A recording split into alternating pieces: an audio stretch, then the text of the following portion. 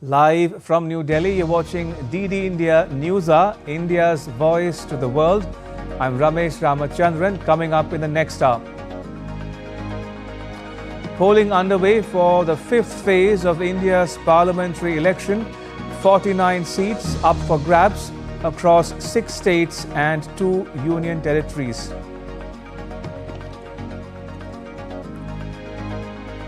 Search teams reached the wreckage of Iranian President Raisi's crashed helicopter. Tehran appreciates outpouring of help and support. India's Prime Minister expresses concern, says we stand in solidarity. U.S. National Security Advisor Jake Sullivan meets Israel's Prime Minister Benjamin Netanyahu, calls for a focused military strategy for a lasting defeat of Hamas. And in football, Manchester City wins an unprecedented 4th straight Premier League title, beats West Ham United 3-1.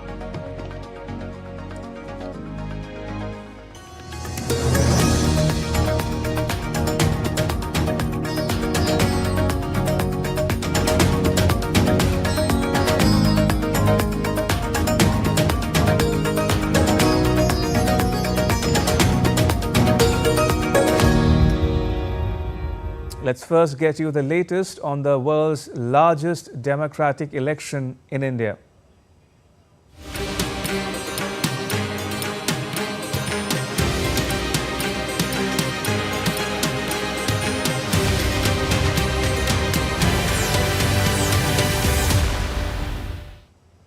Polling is underway for Phase 5 of India's parliamentary election, covering 49 seats across 6 states and 2 union territories.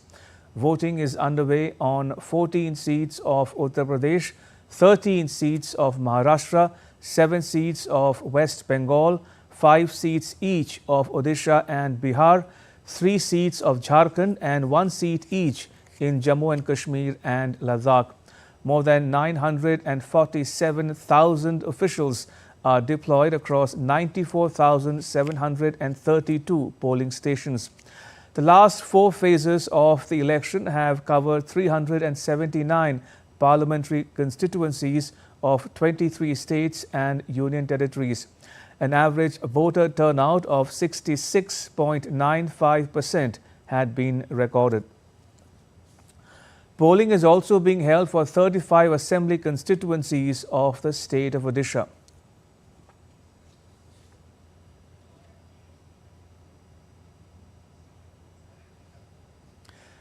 Prime Minister Narendra Modi has appealed to citizens to come out in large numbers and vote. He said on X, and I quote, "As 49 seats across 8 states and union territories go to the polls today in the 5th phase of the 2024 Lok Sabha elections, urging all those whose constituencies are polling today to vote in record numbers. I especially call upon women voters and young voters to exercise their franchise," unquote.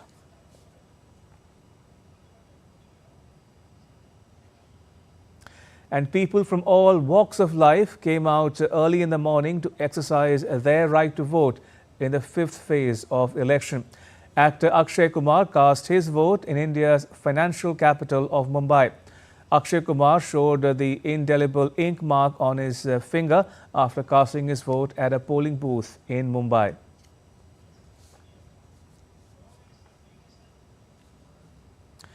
And industrialist Anil Ambani was also among the first at his designated polling booth to cast his vote.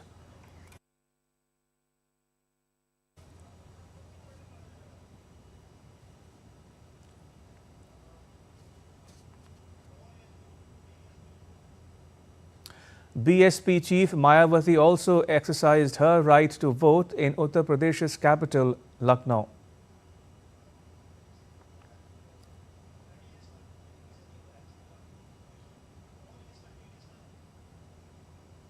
A sitting member of parliament from Ayodhya and BJP candidate Lallu Singh also cast his vote in the holy town during early hours of polling.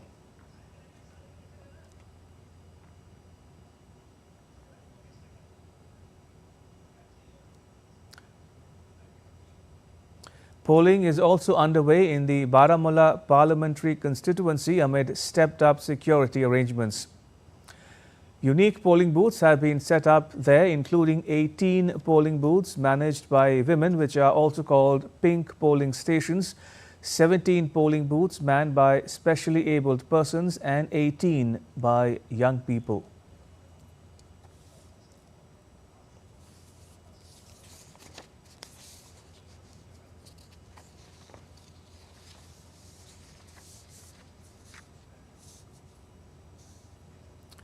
All right, time to bring in DD India's team of reporters covering the election from the ground.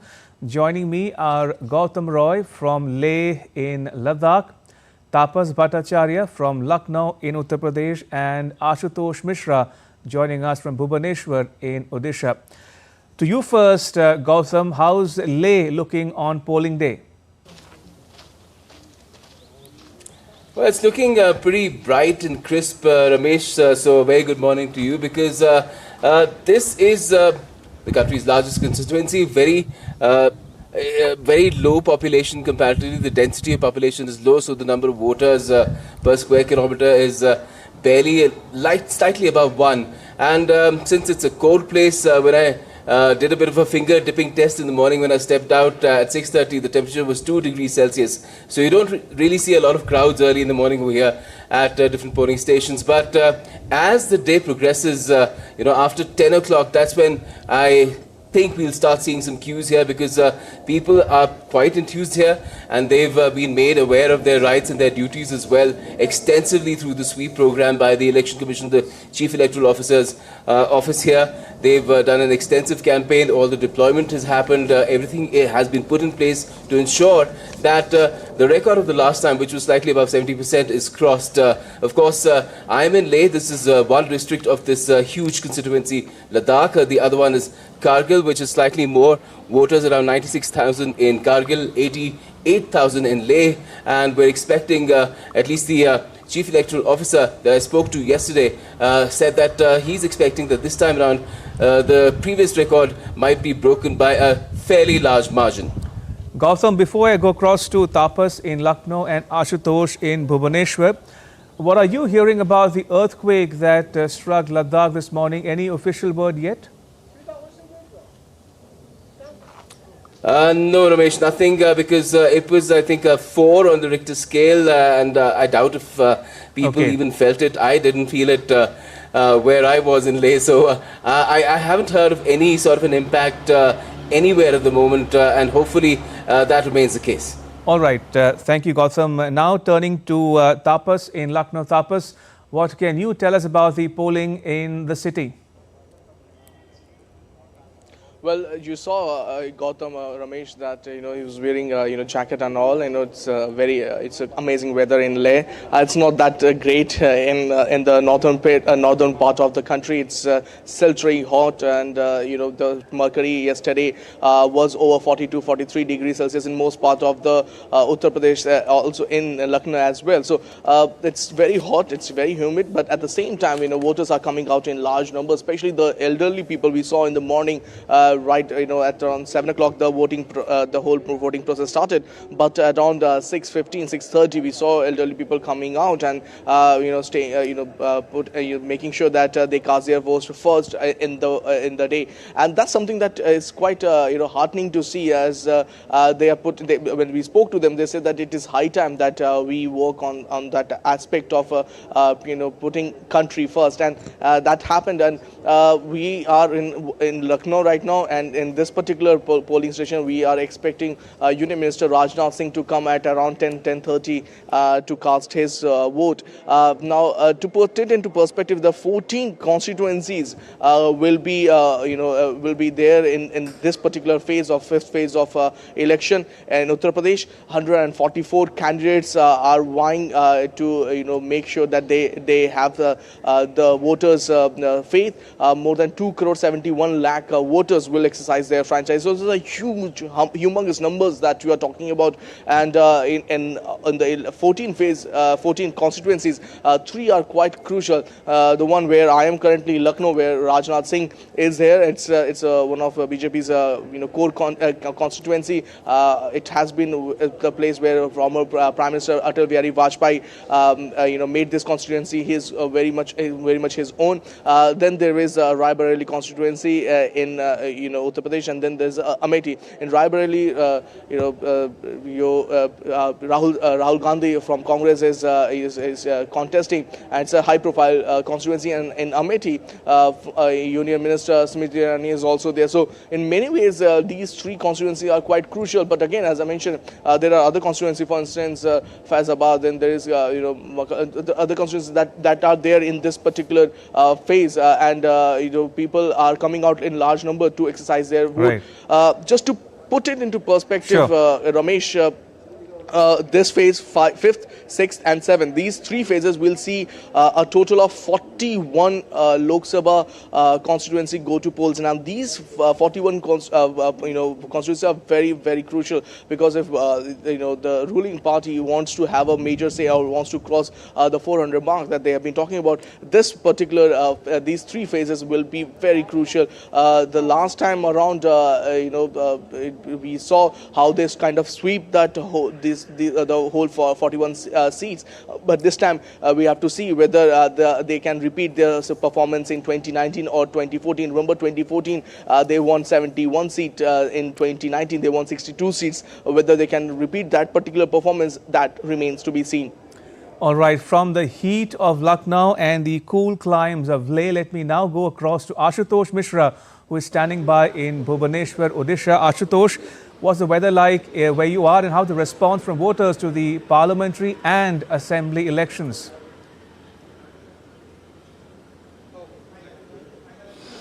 See, voting, the preferred time is mostly the morning, considering the heat that is sweeping the state. So a heat wave has been sweeping the state for past few days, and weather in some places can be comparatively described as a bit cool. So morning is the preferred time, or it is either the morning or late in the afternoon when people like to go to the polling booths. And to give you a bit of statistics, since we in Orissa are having both Assembly and Lok Sabha polls, 5 Lok Sabha seats are witnessing voting today. Most of these seats are located in Western Orissa. The seats are Kandhamal, Bolangir, Bargarh, Sundargarh, and then we have the Aska seat in Southern Orissa. And since we are having simultaneous Assembly and Lok Sabha elections, 35 Assembly constituencies are also witnessing voting today. And some very high-profile candidates are in the fray. As far as Assembly constituencies are concerned, Chief Minister's constituency, Kantabanji in Bolangir, it is voting today. People are voting there today. And as far as Lok Sabha constituencies are concerned, former Union Minister Jual Oram, who is the BJP candidate from Sundargarh, he is in the fray. In Bolangir, 4-time MP Sangeeta Singh, she is in the fray. So all these people are in the fray, and some ministers from the state, Mr. Bikram Kesari, Aruk, Tukini, Sahu, their fates will be sealed in the EVMs today. So people are voting. And to give you a bit of statistics, more than 79 lakh voters are exercising their franchise today. Of these, around 40 lakh are women, and more than 25% are people below 30 years of age. So very young voters are exercising their franchise. And some of these areas, for example, in Kandhamal, they are Maoist affected areas. So there is heavy police deployment. 102 battalions of Central Police Forces have been deployed. And most of these battalions have been deployed in Kandhamal, which is a Maoist affected areas. And some are 20%, nearly 20% are extremely sensitive booths. They are being described as critical. But there is a lot of enthusiasm among people, especially in the morning, because this is the preferred time for voting, and these people are exercising their franchise very enthusiastically. In the last phase, we have seen over 75% polling, and in this phase too, we expect the same kind of polling. All right, we leave it at that. Ashutosh Mishra in Bhubaneswar, Odisha, Tapas Bhattacharya in Lucknow, Uttar Pradesh, and Gautam Roy in Leh, Ladakh. Thank you all for joining us. Appreciate it. And still to come on DD India News Hour. An India election special on the Santhal tribe of West Bengal. In the UK, a car rally is organised to show support for India's Prime Minister Narendra Modi.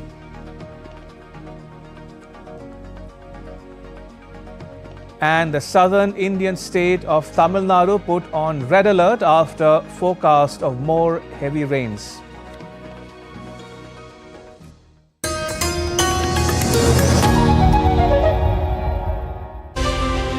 As India decides in the world's largest election, we help you feel the pulse of the nation. I am Sakal Bhatt. I am Shubhendu Ghosh. This election season, join us on a journey of India. We are in Assam. This is the tea city of India. From down south, Tamil Nadu. Discover the colors of democracy. Gateway to northeast of India. Coastal state of Kerala. Watch Poll Pulse on DT India.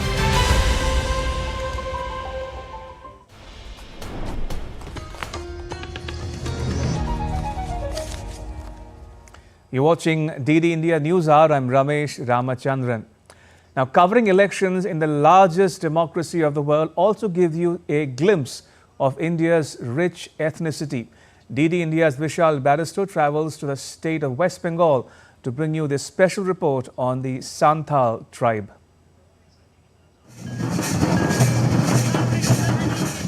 Hand in hand, boys and girls of all age dancing to honor their deity, Bonga. The Santhal tribe celebrates the festival of Mahamore every 5 years.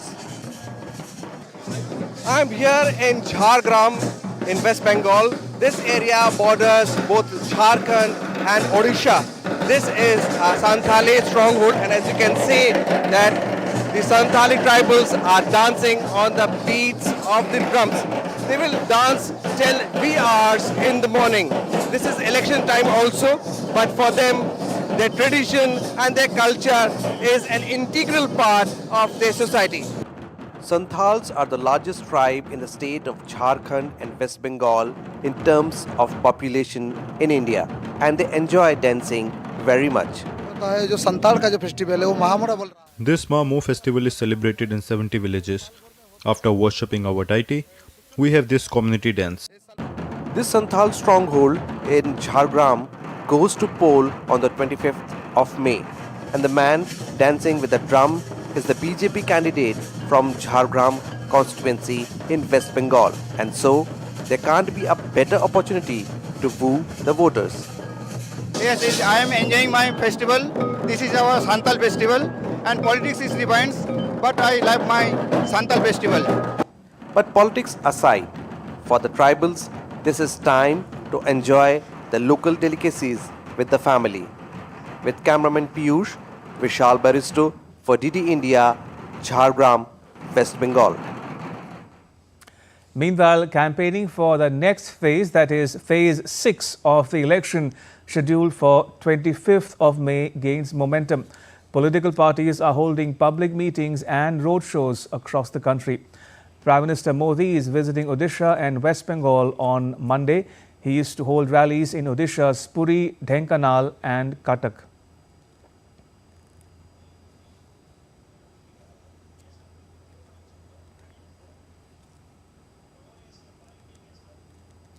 BJP leader and Home Minister Amit Shah will hold public rallies in Haryana's Karnal and Jhajjar.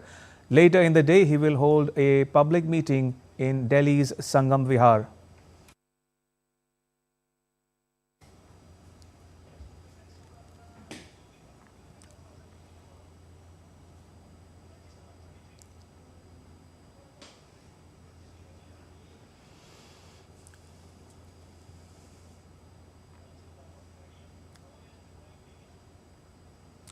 Uttar Pradesh Chief Minister Yogi Adityanath is to hold a public rally in Chandigarh in support of Sanjay Tandon of the BJP.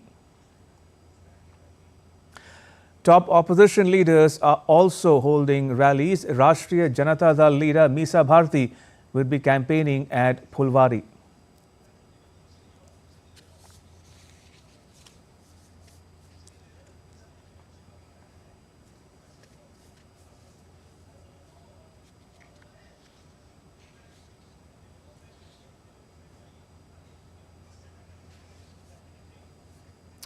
And joining me from Bongaon in West Bengal is my colleague Debyendu Mondal. Debyendu, good morning to you. How's the polling looking like where you are? Well, very good morning, Ramesh. You can see behind me the long queues will speak for itself. Since 7 a.m. in the morning, as soon as the gates opened for polling, the queues which stretched right up to the gate here for both the female as well as the males. It has been witnessing extremely long queues. People are waiting despite the extremely hot and humid weather. You can see the long queues where people are waiting patiently to cast their vote. Just a while back, Union Minister Shantanu Thakur was also in the queue where he casted his vote in this particular polling booth where he is registered as a voter in the Bongaon Lok Sabha constituency. This is Thakur Nagar specifically, where which is also the seat of the Matuas, and Shantanu Thakur resides just a couple of meters away from this particular polling booth. So of course you see the enthusiasm amongst the people here. People are excited to cast their vote. They have been waiting patiently despite the heat, the humidity and the extreme weather conditions here in West Bengal. People have been queuing up. We have been speaking to people. They are extremely delighted to cast their vote here in Bengal. Yes, back to you. Right, from Bengal, let me now take you to Mumbai, Maharashtra, where my colleague Shishir Shelar joins us from. Shishir, good morning to you as well. How's the polling coming along in Mumbai? And give us a sense of what's happening around you as we speak. Well, absolutely. Like you see the visuals, I can tell my camera person to show the visuals first of the voting. Exactly that how voters actually have started coming in a large number at the polling booth here. Like you rightly said, one of our correspondent from Kolkata, that the same kind of situation that we have also seen in Mumbai as well. Because obviously the humid conditions is continued in Mumbai as well, but in spite of that, the mood of the people is still in tandem with what we've seen here, and that's the reason a large number of crowd we can see across the Mumbai who are coming to the vote here. Well, obviously Mumbai being one of the important cities, and that's the reason the voter turnout is quite an important task here for the Election Commission to gather here, and that's the reason we have seen several appeals made by the Election Commission also, not just a common Mumbaikar, but the celebrities have also appealing people to come in large numbers, because Mumbai is known for the film celebrities also. Most of the industrialists stays also in Mumbai. So we have seen since couple of days that these people, as a part of their own responsibility, also appealing to the people that they should come in large number. As far as Mumbai constituency is concerned, Mumbai has almost 6 parliamentary constituencies, including the southern part of Mumbai to the north and northeast part of Mumbai, and that's the reason these 6 seats are equally important for all the political parties. Especially there is a fight between the Shiv Sena Uddhav Thackeray and the BJP and Eknath Shinde. So obviously this political mathematics we have already seen here, but now already everything lies in the hands of people, and one of the polling booth where Union Minister Piyush Goyal have also cast his vote inside, and now we have seen here that senior citizens, people who come in the morning for the jogging and for the walking here, are coming in large number to cast their vote probably. Particularly in this region, what we've seen here that the voting percentage mostly happens during the morning time, because after that we've seen quite a sunny and humid day, and that's the reason people prefer to vote during the morning time itself, and that's the reason now we have seen that long queues at some of the polling stations. Now let me tell you that some of the polling stations have made special arrangements for the voters as well, that like most of the voters, especially elderly voters, come from far-flung areas also. For that, for those people also a special arrangement done inside the polling booth. The water is made available to them. Sitting arrangements have also been put in place for the voters here, so they can come and cast your vote. And that's the reason in Mumbai as well we have seen at several places these kind of voting booth have been installed. One of the important aspects is that to promote or probably to attract more and more voters. The Election Commission, particularly this time around, actually come up with the different ideas. For example, one of the important polling stations is called Sakhi polling station. That means that most of the female polling officials working inside the Sakhi polling officials. Nearly 6 such kind of polling stations have been made in Mumbai at across various locations here. But apart from Mumbai, Ramesh, not just Mumbai but the northern part of Maharashtra, the Nasik and Dindori region is also going for polls, and another Union Minister, Bharati Pawar, is also fighting from the Dindori parliamentary constituency. So that is also one of the important constituency will be in fray today. Apart from that, Chief Minister's son, Dr. Shrikant Shinde, is also contesting from Kalyan parliamentary constituency. So obviously, this phase particularly, this is the last and final phase of the polling here. And that's the reason we have seen some of the big names will be going for the polls. Some of the important parliamentary constituencies are going for the poll here. And that's the reason all the eyes set on this particular last and fifth phase of Maharashtra, where we'll see that these obviously one of the important voters, the VIP voters, will be coming to cast their vote, and people will absolutely log their fortune in the ballot box. All right. Thank you for now, Shishir. We'll come back to you for more as we go along, but thank you. Appreciate it. That was Shishir Sheller in Mumbai, and before that, Dibyendra Mondal in Bongaon in West Bengal. Now, enthusiasm can be seen among senior citizens as well, who came out early in the morning to exercise their franchise. DD India's Tapas Bhattacharya spoke to some of them this morning. Take a listen. The fifth phase of the voting is currently undergoing, and senior citizens have queued up right in the morning at 7 a.m. The way the enthusiasm is nothing short of amazing. I have with me a couple of senior citizens. You guys have come in the morning, and now we see quite a huge queue. Mostly with the senior citizens, they have come out in large numbers right in the morning. Yes, we are full of enthusiasm. We may be senior citizens, we may be old, but our enthusiasm is no less than anybody else's. You have come here. What you suggest to other people, especially the young kids, to come out in large numbers? We, as parents, we must sensitize our children to cast their votes. All children must cast their votes. You can see this mark, and right in the morning, these people have come. Kind of it showcases the spirit of the democracy in India. With Kabus and Gaurav, this is Tapas Bhattacharya for DD India from Lucknow. All right, now take a look at what else is making news in India. An Indian sand artist, Doordarshan Patnaik, has created sand art as Prime Minister Narendra Modi visits Odisha.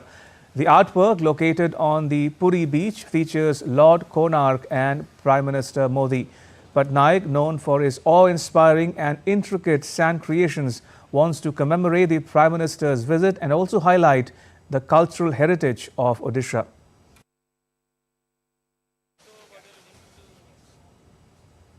A car rally and prayer was organized in support of Prime Minister Narendra Modi at Basingstoke in the United Kingdom.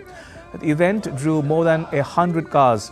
The car rally not only showcased strong support for Modi among Indian diaspora in the UK, but also served as a celebration of Indian culture and community spirit abroad.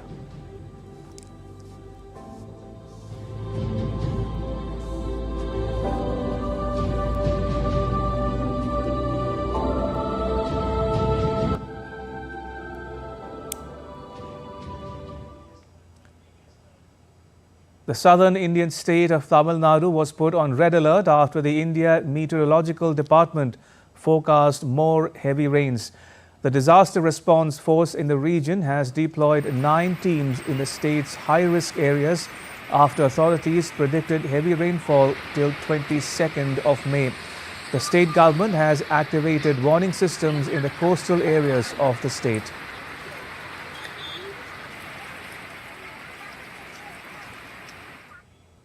Still to come on DD India News Hour. Lai Ching-te takes office as Taiwan's new president on Monday amid tensions with China.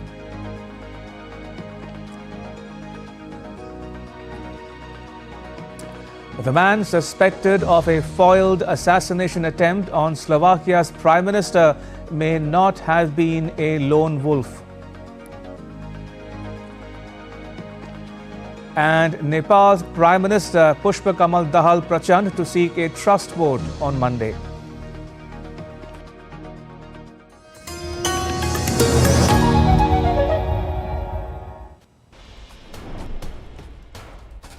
Wherever news breaks, whatever it takes. connecting corners, cutting across continents. Stories that matter from across the globe. Accurate, authentic journalism that serves you right. From politics to glamour, from sports to world affairs, with a fusion of aesthetics and substance. Introducing news in a new avatar. Experience the world through a new lens. Stay tuned to DD India for an exciting journey beyond borders.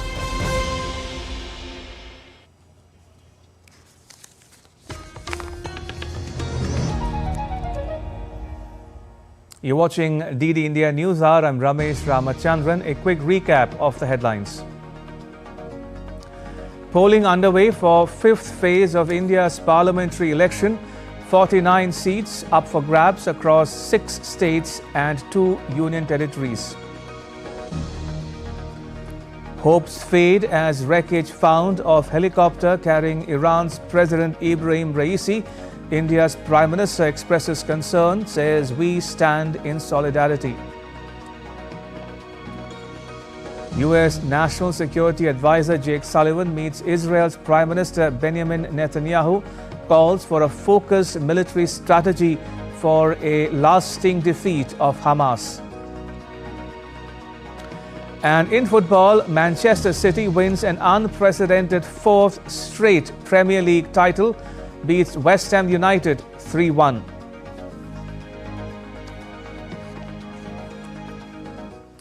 And now to updates from Iran. Hopes are fading that Iran's President Ibrahim Raisi and his foreign minister have survived a helicopter crash in the mountainous terrain and icy weather after search teams located the wreckage.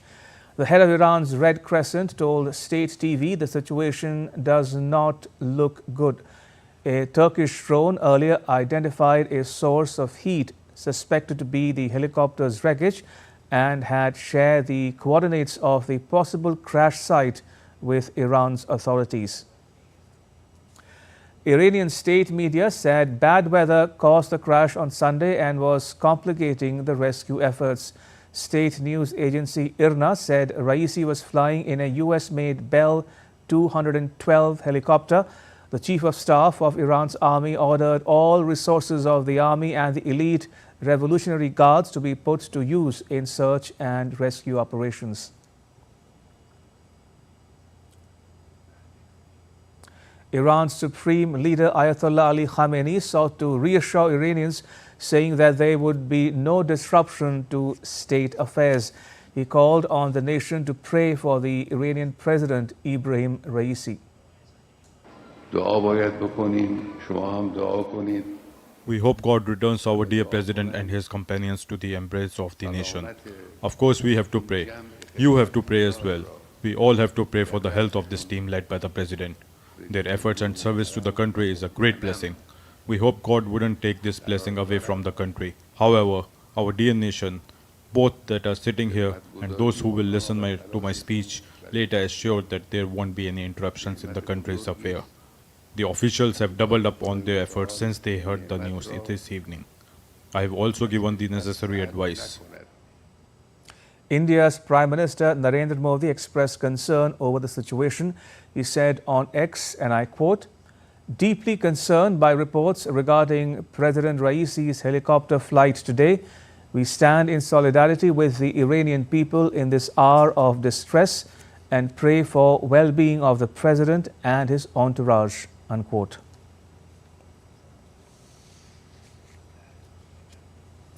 Right, let me go across to my colleague Amritpal Singh, who is joining us for more on this developing story. Amritpal, what's the latest you're able to share with our viewers about the missing helicopter?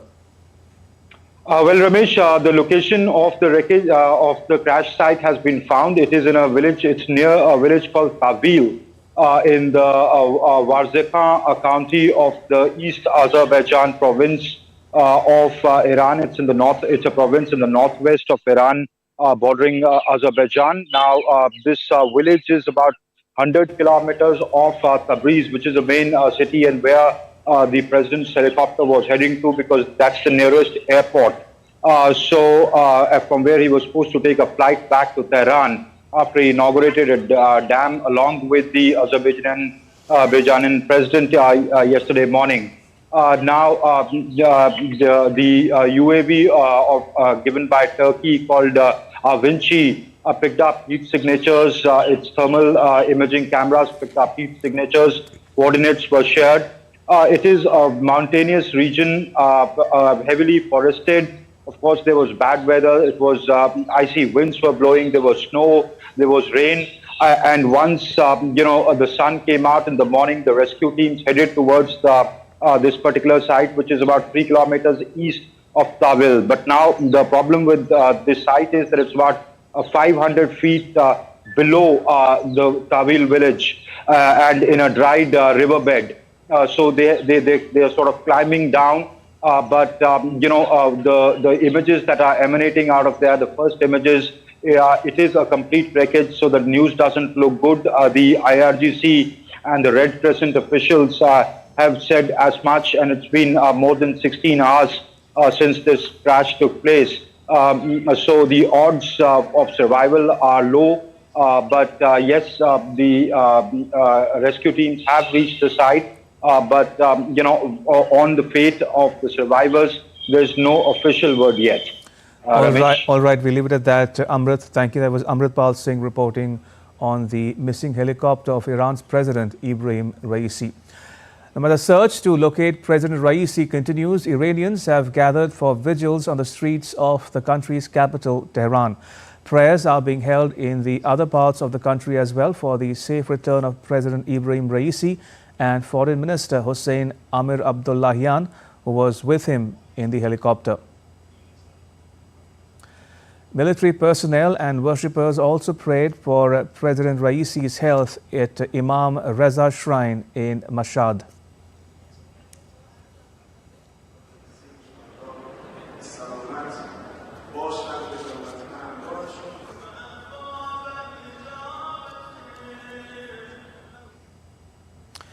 Right, moving on to some updates on the Israel-Hamas conflict. U.S. National Security Advisor Jake Sullivan called on Israel's Prime Minister Benjamin Netanyahu on Sunday amid U.S. calls for a more focused military campaign.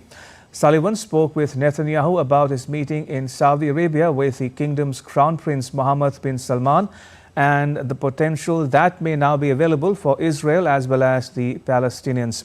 The two also discussed the war in Gaza and the need to minimize civilian casualties. The statement released after their meeting said that the U.S. reaffirmed the need for Israel to connect its military operations to a political strategy that can ensure the lasting defeat of Hamas, the release of all hostages, and a better future for Gaza.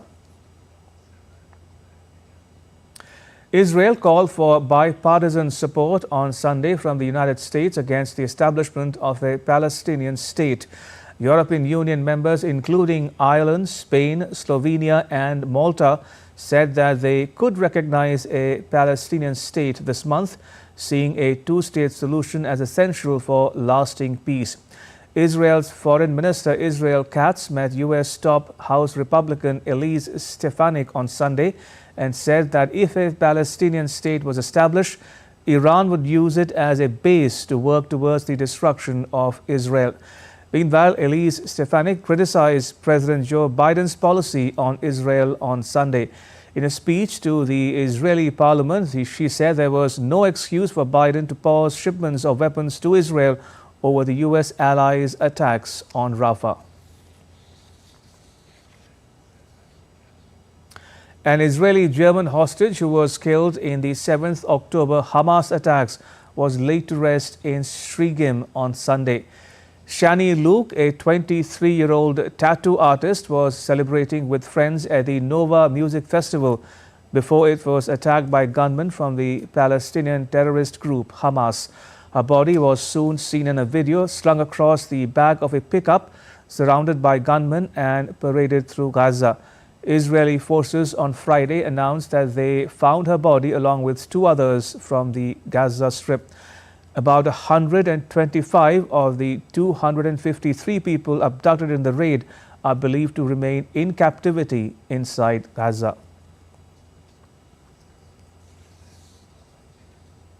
And shifting focus away from West Asia now to the Indo-Pacific, Lai Ching-te takes office as Taiwan's new president on Monday amid tensions with China.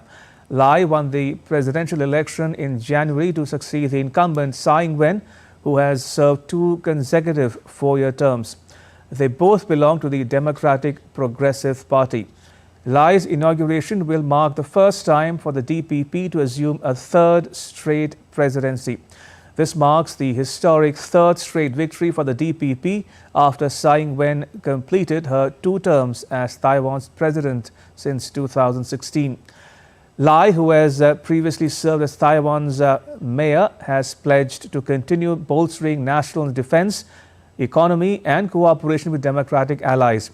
He also said he would maintain deterrence and uphold the cross-strait status quo during an election speech. Lai said he would form a new government staffed by individuals based on their capabilities rather than party affiliation.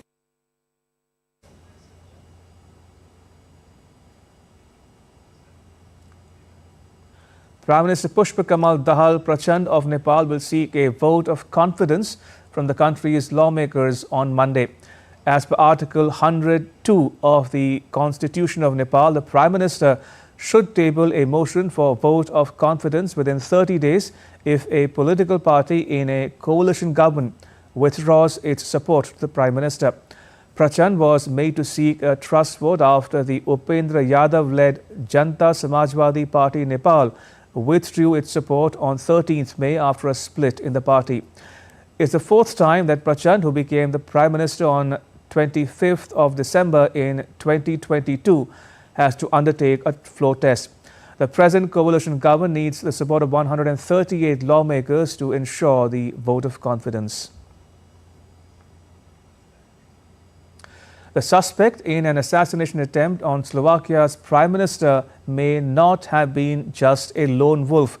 Slovakia's Interior Minister said the team is investigating the possibility that the man suspected of attempting assassination may not have been working alone. Meanwhile, Prime Minister Robert Fico's life is no longer in danger following hours of surgery, but he still requires intensive care. On Saturday, the man charged with this attempted murder was placed in custody until his trial. But I can confirm that in this case, given the seriousness and all that was mentioned here, it is an attack on democracy. An investigating team was also set up, which is also working with the version that it was not a lone wolf attacker. I am saying this based on the operational information that was provided to us. The Dominican Republic's incumbent President Luis Abineder won a second 4-year term. Luis Abineder thanked supporters Sunday night after preliminary election results showed a decisive victory for his second term without the need for a second round. Abineder said his main rival, Leonel Fernandez, called to recognize his election victory. According to preliminary data, with about 38% of votes counted, Abineder held 59.24% of the vote, followed by 3-time former President Leonel Fernandez at 26.97%. Up to 8 million voters in the Dominican Republic cast their ballots to elect the next president and members of parliament as well.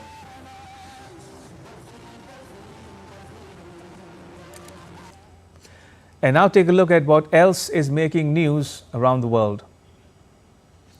Russia struck a busy lakeside resort on the edge of Ukraine's second largest city of Kharkiv that killed at least 11. The missile attacks are the latest by the Russian forces in the Kharkiv region in recent weeks as Moscow launched an offensive in the northeastern part of Ukraine earlier this month. In Mexico City's Zocalo Square, thousands of members of opposition groups gathered on Sunday to show support for a presidential hopeful hours before the last presidential debate. The Pink Wave, as the rally was known, called up 95,000 people donning pink garments and waving the Mexican flag. The movement, which began as an effort to unify the opposition in the lead-up to the 2nd June election, has resulted in 4 marches.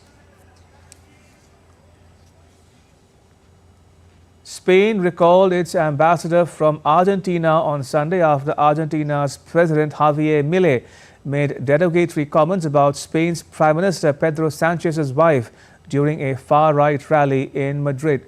Other ministers also condemned Milei's speech, in which he described socialism as cursed.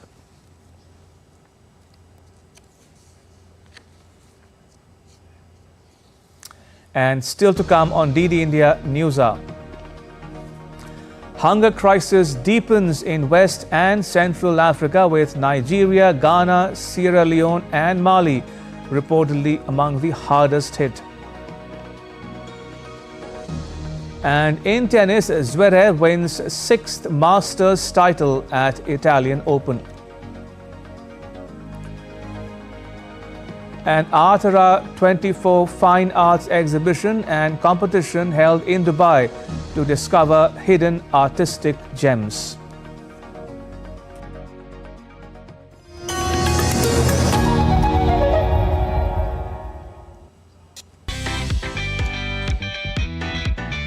We are in Cannes, the famous city on the French Riviera. The 77th edition of the Cannes Film Festival is here. So soak into 12 days of world cinema and the hottest fashion trends. The famous 24 steps leading to the Palais des Festivals, where most of the cinema at this festival is screened, are beckoning. Join me, Munmun Bhattacharya, as I take you through all the buzz around the festival and on India's participation in it, only on DD India.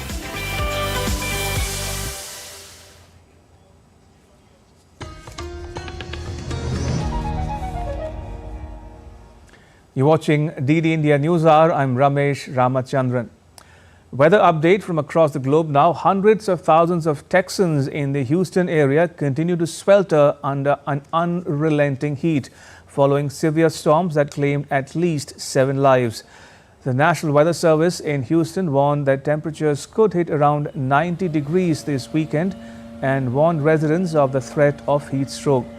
Storms packing winds of up to 100 miles per hour tore through the region, damaging homes and buildings, felling power lines and leaving more than 800,000 people without electricity. As of Sunday morning, more than 500,000 people in the region still were without power.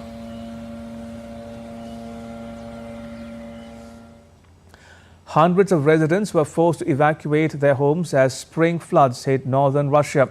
The havoc has caused a significant damage to the infrastructure and the agriculture of the region. Yakutia is the coldest region on Earth with large human population, and it is usually covered by snow for over 8 months a year. When the temperature rises, melting snow often causes floods.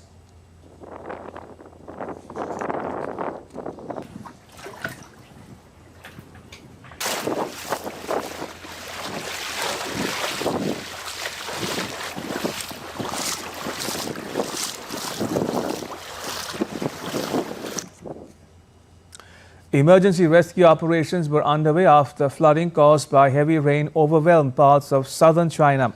Local authorities warned residents to be vigilant as there is a high risk of further damage brought about by continuous heavy rainfall. Water levels of rivers expected to rise significantly by Monday. Frequent rainfall is expected to continue in the coming days across southern China as well.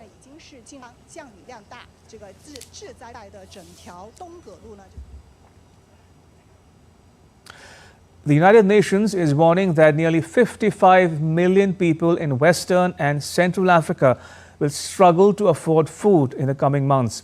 Nigeria, Ghana, Sierra Leone and Mali are reported to be among the hardest hit countries. The UN attributes economic difficulties such as double-digit inflation and low local production as significant factors contributing to the crisis. DD India's Ajak Mangut reports from Abuja, Nigeria's capital. Saadatu Abdullahi is getting lunch ready for her family, gari flakes, which is made from cassava. She says it's what her earnings of 62 cents a day from selling used plastic plates can afford due to a hike in the price of food. I don't make enough to buy food and prices keep going up. We barely eat twice a day. Corn flour and gari is what I'm able to buy for my family at the moment. Millions in Nigeria could face a challenge to access food in the coming months, according to the United Nations. Food prices have been skyrocketing due to rising inflation. Nigeria's food inflation rose to 40% in March, making a lot of staples like rice unaffordable for many households, especially those living in extreme poverty. Analysts say a number of factors are to blame for the crisis. Nigerian food supply is suffering from lack of productivity from the farms, and that is because of insecurity. A lot of farmers have been driven away from their farms, and then secondly, the importation of food that we were using to augment our food supply has become so expensive. Public policy experts argue the government needs to address insecurity so that farmers can cultivate their land safely. They also say mechanized farming is needed to increase food production. Nigerian farmers need mechanization. A farmer that hitherto then was producing like 3 to 5 bags of rice with his manual labor is now able to produce about 500 bags of rice with the machines. In March, Nigeria's Agriculture Ministry said it signed a memorandum of understanding with a U.S. company to provide 2,000 tractors a year for the next 5 years to help increase production, while the military has promised to tackle insecurity this year. For now, Sa'adatu is hoping to make more money selling these used containers to continue providing for her family. Ajak Mangut in Abuja, reporting for DD India. And now to all the news from the world of sport. Manchester City won an unprecedented 4th straight English top-flight title with a 3-1 win over West Ham United on Sunday. Phil Foden scored 2 early goals at an expectant Etihad Stadium to put his side on the brink of the title before Mohamed Kudus pulled one back with a spectacular overhead kick. But Rodri struck just before the hour to restore City's 2-goal cushion, and the home side rarely looked troubled as they coasted to the win. City, which has now won 6 titles in 7 years, stands alone as the only English team to win 4 straight top-flight titles. Alexander Zverev warmed up for the French Open by winning his 6th Masters title. Zverev beat first-time finalist Nicolas Jarry 6-4, 7-5 in the Italian Open final on Sunday. It was a second title in Rome for the German third seed, having won his first in 2017 when he was a 20-year-old, and his first trophy since he broke his ankle in the French Open semi-finals in 2022. The Artera 24 Fine Arts Exhibition and Competition has made its mark in Dubai as a platform for discovering and nurturing emerging artistic talents from the country. The primary motive of the event is to nurture budding artists in the country and introduce them to the world.